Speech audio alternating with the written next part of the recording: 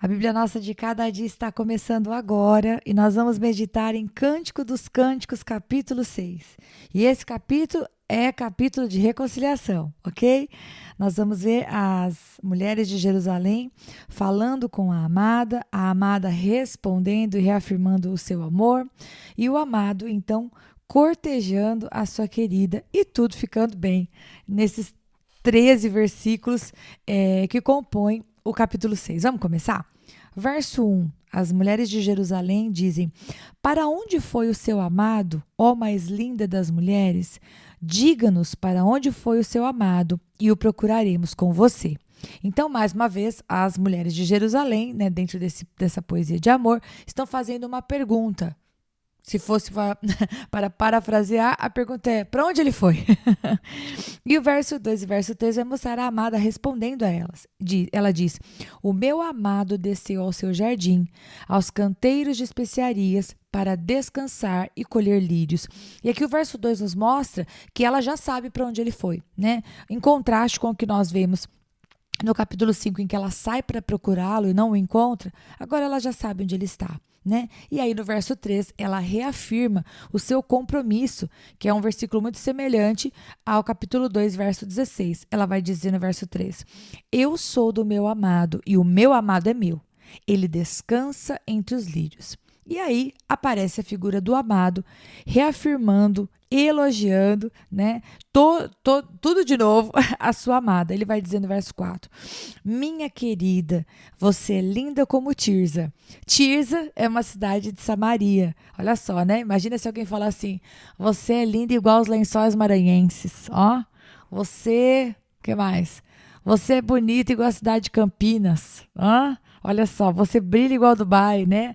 Olha só que elogio maravilhoso que Salomão fez, né? Ele comparou ela a uma cidade. Você escolhe aí qual seria o melhor elogio para sua amada ou para o seu amado. Você é cara igual a Dubai. Ok, voltemos ao texto. Foca, Rita, foca. Versículo 4. Minha querida, você é linda como Tirza, bela como Jerusalém. Aí sim, hein? Você é limpinha igual Dubai.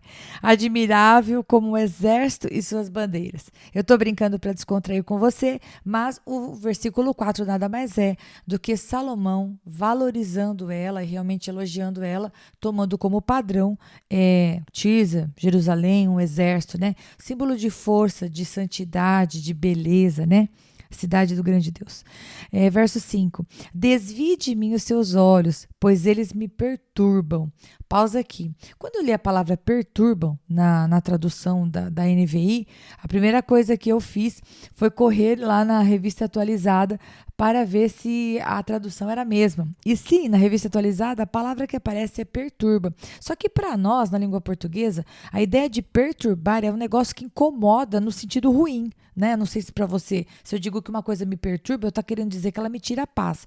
Só que seria um pouco antagônico essa palavra perturba no contexto todo, até porque ele elogia os olhos da amada e a gente vai ver que ele distingue ela em relação às demais, ou seja, para ele, ela realmente é o top das galáxias, né? A mais amada, a mais linda, etc. Então, quando eu fui ler naquele livro, porque eu disse para vocês que eu tenho acompanhado, a gente vê que a palavra para perturbam ali é como colocar, é a ideia de colocar no auge da expectativa. Ou, né, excitar no sentido de deixar a pessoa ansiosa a respeito de algo. Então, a ideia aqui é desvia os seus olhos de mim, pois eles me perturbam. Tem a ideia de pare de me olhar, porque você causa em mim um desejo de estar junto, de querer a proximidade, de querer estar perto, como se fosse para aumentar a expectativa. E aí, na continuação, a gente entende, ele está louvando ela, ele está elogiando ela diante das pessoas. Continuando a parte B do verso 5. Seu cabelo é como um rebanho de cabras que descem de Gileade. A gente já viu esse elogio, né? Seus dentes são como um rebanho de ovelhas que sobem do lavadouro. Branquinhos, limpinhos, maravilhosos. Cada um tem o seu par, não há nenhum sem crias. Ou seja, tem dentes, não tá banguela, tá simétrico. Verso 7. Suas faces por trás do véu são como as metades de uma romã. A gente também já viu esse elogio, né? Tá dizendo que ela é simétrica, é perfeita, é linda, né? Verso 8. Pode haver 60 rainhas. e 80 concubinas e um número sem fim de virgens, mas ela é única, a minha pomba. E a gente lembra que eu já mencionei isso para você, lá em 1 Reis 11, 3, a gente vê que Salomão tinha, 700 esposas e 300 concubinas. Mulher foi um negócio que não faltou para Salomão. E ainda assim, aqui ele não dá números precisos. Alguns autores pensam que, então, o casamento dele com esta mulher, com a Sulamita, como a gente descobre nesse capítulo, Não quis antecipar isso para você lá no início, mas aqui sim aparece a palavra Sulamita. Na versão da NVI com S maiúsculo, na versão da revista atualizada com S minúsculo, mas a gente já chega lá. Então, aqui ele vai dizer que esta mulher, por mais que ele já tenha tido acesso a várias outras mulheres, e ele ainda tenha, ela é inigualável, ok? Mas ela é única, a minha pomba. Continuando no versículo 9. Minha mulher ideal. Ela é a filha favorita de sua mãe e predileta daquela que a deu à luz. Quando outras jovens a veem, dizem que ela é muito feliz. As rainhas e as concubinas a elogiam. Então, essa é a maneira como o amado vai descrevê-la de maneira inigualável. Ninguém é comparável a ela. E aí as amigas, as mulheres de Jerusalém, respondem no verso 10. Quem é essa que aparece como alvorecer, bela como a lua, brilhante como o sol, admirável como o exército e suas bandeiras? Observe aqui que nessa parte da poesia, na verdade desde do capítulo 5, a participação das amadas, das amigas, das mulheres de Jerusalém, não das amadas, mas das amigas, é a ideia de trazer perguntas. Então elas introduzem uma fala do amado ou da amada. Então ela participam do enredo da história como que fazendo pensar, E aí a amada responde no verso 11.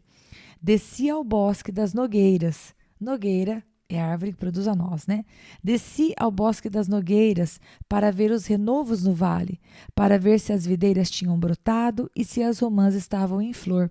E eu grifei essas 3 expressões, renovos, tinham brotado e em flor, porque as 3 apontam para um novo nascimento, para um crescimento, para algo novo, para uma novidade. E aí no verso 12, inclusive no livro que eu li, foi um dos destaques do autor, ele parece um pouco desconexo do contexto, mas ele até faz sentido. Só que quando eu li na versão da NVI, eu confesso para você que a versão ela não está muito parecida com a revista atualizada. E antes que você pense, olha aí, olha a palavra com problemas, com defeitos, de maneira alguma. A palavra é santa e o Senhor guardou ela para nós. Portanto, ela é digna de toda aceitação, ela é digna de toda compreensão e de toda confiança. Na versão da NVI diz assim: antes que eu o percebesse, ou seja, sem saber explicar como, você me colocou entre as carruagens, e aqui é a amada falando, e portanto a gente entende que esse você no singular está falando do amado, com um príncipe ao meu lado.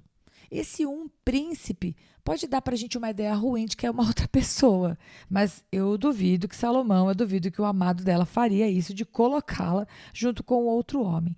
E aí, então, quando eu fui olhar a versão da revista atualizada, diz assim: não sei como, imaginei-me no carro do meu nobre povo. Ou seja, os 2 textos, e principalmente olhando para o original, que é o que o livro que eu me baseio tem apresentado, dá a ideia do seguinte: antes que ela percebesse o que estava acontecendo, porque ela desceu ali no bosque das nogueiras para procurar se havia algo novo, se havia algo crescendo, algo florescendo, antes que ela percebesse o que estava acontecendo, Salomão, coloca ela na carruagem da qual ele estava e a conduz. E isso mostra, é um sinal inequívoco, sem dúvidas, indubitável, de que houve uma reconciliação. Então, na verdade, o versículo 12, ele é um fechamento de tudo aquilo que a gente vem acompanhando desde o capítulo 5, em que houve um afastamento do noivo e da noiva, onde ele a procurou, ela o rejeitou, depois ela mudou de ideia, ele já havia ido embora, e aí eles se encontram novamente, então, no jardim, que era o lugar onde eles começaram todo o seu romance lá nos primeiros capítulos de Cantares, de Cântico dos Cânticos, como nós vimos. Então, aí aparece no versículo 3, que é o último versículo do capítulo 6, uma fala, né, das mulheres de Jerusalém. Volte, volte, Sulamita. E a palavra Sulamita, né, menina de Sulam, na verdade ela poderia se referir a Sunem, que fica ali perto do Monte Tabor, na Galileia, né? Ou seja, uma localidade física de onde esta mulher tão amada, perfeita e ideal poderia ser originária. Os historiadores não têm um consenso nisso. Aqui aparece o Sulamita e a gente se contenta com isso. Então, elas vão dizer: volte, volte, Sulamita, volte e volte para que a contemplemos. E a palavra que contemplar é olhar com atenção. E aí o amado responde: por que vocês querem contemplar a Sulamita como a dança de Manaim? Então, a ideia que dá aqui é que essas mulheres, né, que fizeram parte da celebração do casamento e tudo mais, elas gostavam de olhar para a Sulamita como aquele que observa uma dança, aquele que observa atentamente uma apresentação de tão linda, de tão maravilhosa que ela é. Eu não sei se fica claro para você, mas o capítulo 6 de Cântico dos Cânticos, então, é um fechamento, né, de todo aquele drama, vou usar a palavra drama, mas não no sentido ruim, de todo aquele desencontro que acontece no capítulo 5. E eu espero vocês no capítulo de número 7 para nós meditarmos também na palavra e vermos, né, porque caminhamos para o final, qual é o desfecho do romance entre o esposo e a sua esposa, né? Entre a Sulamita e Salomão.